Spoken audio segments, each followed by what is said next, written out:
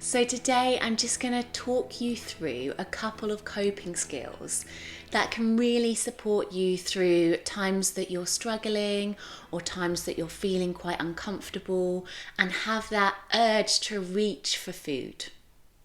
When we're feeling negative, perhaps about our body image, or perhaps there's something else going on in our lives that's causing us to feel quite stressed or upset or tired, we tend to find a way to cope with this discomfort in a way that's familiar. And in so many individuals, that looks like turning to food and turning to eating just to provide some comfort. Now, eating to ease a sense of discomfort is a completely valid and a completely normal coping mechanism. But when it's starting to cause negative consequences, perhaps feelings of shame or guilt, or if it's leading to behaviours such as food restriction or excessive exercise or purging, that's when it becomes an issue and we want to expand our coping skills to help us find other ways to cope when we are feeling overwhelmed or stressed. And we can't just take away that coping mechanism of eating for comfort. We have to provide ourselves with some other coping mechanisms that also provide us with comfort or self-soothing to replace the comfort that eating did provide us. Now, this might not always prevent us engaging in emotional eating, but using these other coping skills can put a pause in between there being a trigger that causes us to feel stressed and the behaviour of emotional eating. And that basically means we can then choose from a place of calm whether we want to choose to emotionally eat to help comfort us, rather than it just feeling automatic and compelled to do so. So that first coping skill is called the pause, and it's exactly as it sounds. It just means when we notice that we've got this urge to engage in emotional eating and we know we're not physically hungry, we just put a pause in. So we can perhaps say to ourselves, if I still want to eat in 5 minutes, I will. But at the moment, I'm not going to do that, and I'm going to set a timer for 5 minutes. And if 5 minutes seems too long, just start with 1 minute and build it up 2, 3, 4, 5, 10, 15. Because generally, if we can put that pause in for 20 minutes, our urges and our cravings generally dissipate during that time. And then what we can do during that time that we're pausing is we can start to introduce ourselves to some other ways to self-soothe. And this will bring us to a more calm and more emotionally regulated state as well. Now, self-soothing generally involves engaging our senses, and this is to try and calm the nervous system and bring us back into the body instead of rising to a state of panic. Now, these are all practices, which means that the first time we do them, they might not feel very easy and we might still engage in that emotional eating behaviour, and that's absolutely fine.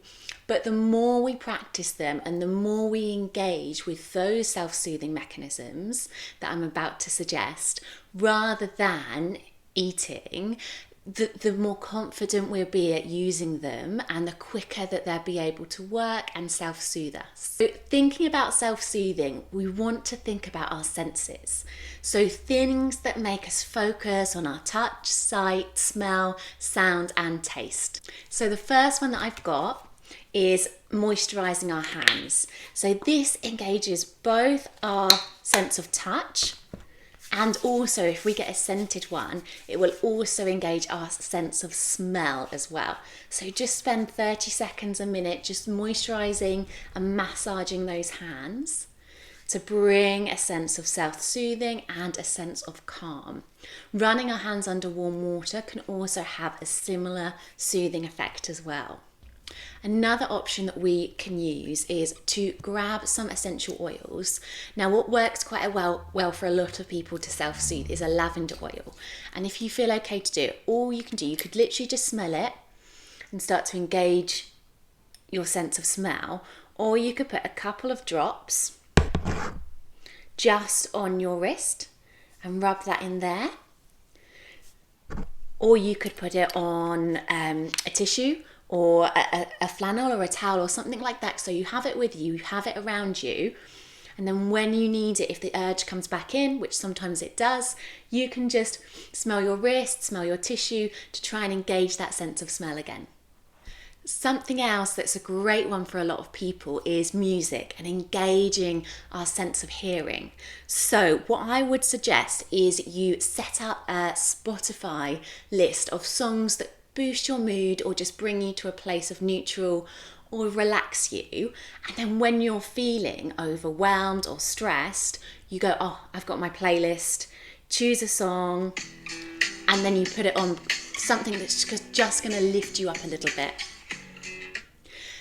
One that we can engage our sense of sight is to keep, and perhaps in a little box or something, or even in a phone folder, some photographs that you find beautiful, perhaps you find them relaxing, and when you're feeling a bit overwhelmed, you could perhaps go and have a look at photos of perhaps holidays that you've really enjoyed.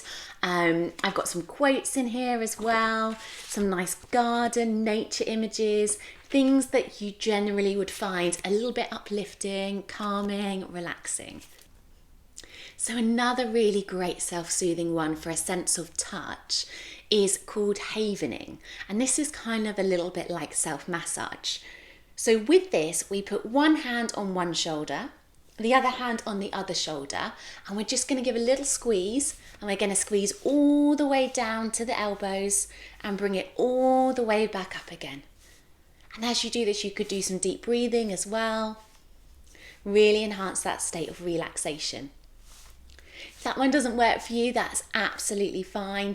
You could perhaps start with doing some self-massage on your arms, on your legs, on your shoulders, just to try and bring yourself to feel a little bit more relaxed and release some of that tension. Another one that we can do if we feel okay and safe to go into the kitchen and that's not going to trigger us to engage in emotional eating is to grab a drink. Now, some people find a hot drink works really well. They find it quite self-soothing to have something like a peppermint tea or a lemon and ginger tea. Whereas other people quite like the texture or a taste of something like a squash and the texture of having ice cubes in it and something to crunch on, and they find that's quite self-soothing and a distraction mechanism that they can really pop in that pause space. Now, something else that can be really self-soothing, if you're lucky enough to have one, is to snuggle or stroke your pet. Bee, come up here. There you go. So then what I would recommend that you do is to... Quiet.